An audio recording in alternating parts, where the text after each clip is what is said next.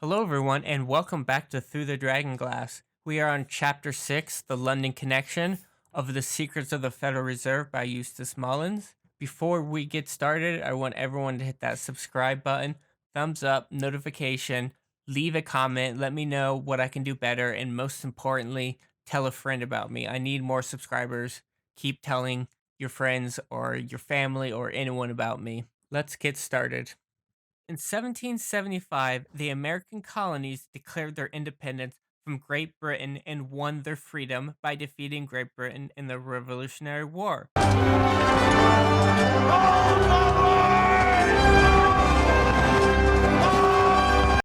Though they were free from the shackles of the King of England, the American colonies were flat out broke. We got no food, we got no jobs, our pets' heads are falling off! In 1791, Alexander Hamilton formed the Central Bank, the first bank of the United States. The first Bank of the United States had all the same power as the Bank of England, making European bankers very happy. The difference between the first Bank of the United States and the Federal Reserve is the Fed is not federal and is owned by private stockholders. It is also not a reserve that holds gold but creates money. The Fed slowly and quietly took away America's independence by absorbing our economy back into the influential sphere of Great Britain. The London connection is what controls the United States economy. After World War II, the British Empire lost its colonies and the majority of their political power. What the hell do we do now,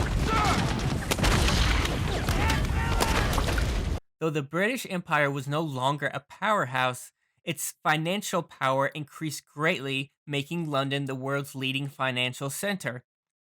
A prominent banker named Daniel Davison said the American banks had brought the necessary money, consumers, capital, and skills that would establish London in its present preeminence. Only the American banks have a lender of that resort. The Federal Reserve Board of the United States can and does create dollars when necessary. Without the Americans, the big dollar deals cannot be put together.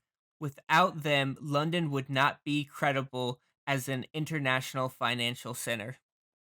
London bankers use the Federal Reserve to create capital by printing money. This gives London bankers an incredible amount of power to conduct business. Oh! They drove a dump truck full of money up to my house. I'm not made of stone. It's hard to think that our economy is being controlled by London, especially with all of the United States monetary policies. The Federal Reserve is not run by the Federal Reserve Board of Governors, but by the Federal Reserve Bank of New York.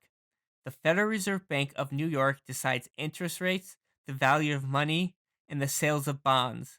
The bankers that control the Federal Reserve Bank of New York are National City Bank, National Bank of Commerce, First National Bank of New York, Hanover National Bank, and Chase National Bank.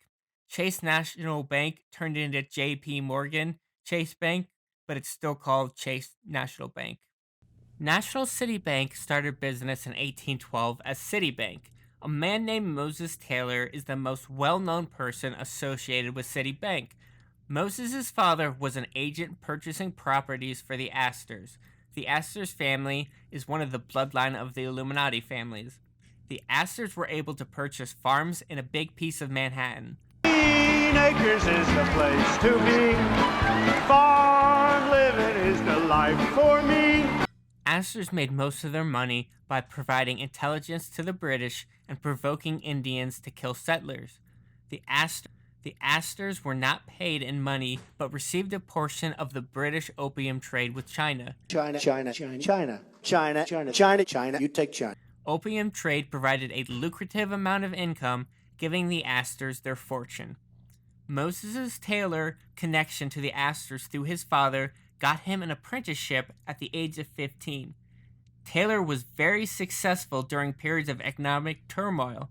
In 1837, during an economic panic, while the majority of businesses firms in New York failed, he doubled his money. 5. I'll stay. In 1855, Taylor became head of the city bank and profited off the failures of their competitors. Taylor always had enough money to purchase distressed stocks. He purchased almost all the stocks of the Delaware-Lackawanna Railroad for $5 a share. In 7 years, the stock was selling for $240 a share. Moses Taylor's net worth was over $50 million. In 1861, Taylor became the chairman of the Committee of Financing the Union government during the Civil War. He offered Lincoln a loan for $5 million at 12% interest. Lincoln could not accept the loan, so he issued his own currency called greenbacks. The greenbacks were used to finance the war and were backed up by the United States Treasury. The Bank of England allows 17 firms to operate in London. Out of the 17, 5 are controlling New York banks, which make up the New York Federal Reserve. They are Schroeder Bank, Morgan Greenfell, Lazard Brothers, N.M. Rothschilds, and Brown Shipley Company. Every day, 4 firms meet in the office of N.M. Rothschilds, that's Nathan Meyer Rothschild's company, to fix the price of gold for the day. Even though Great Britain is no longer a military power, London bankers control the world's finances. I want to thank everyone for listening. If you look in the description box, there is a link to the London Connection chart. It's a chart that shows London, the Rothschilds, and all the firms in London, and how they control the Federal Reserve Bank of New York by controlling the stocks of the banks that control the Federal Bank of New York. So take a look at that, print it out. It's really interesting. And I want to thank everyone for listening. Hit that subscribe button, thumbs up, notification bell, leave a comment, and most importantly, tell a friend about me. Thanks, guys.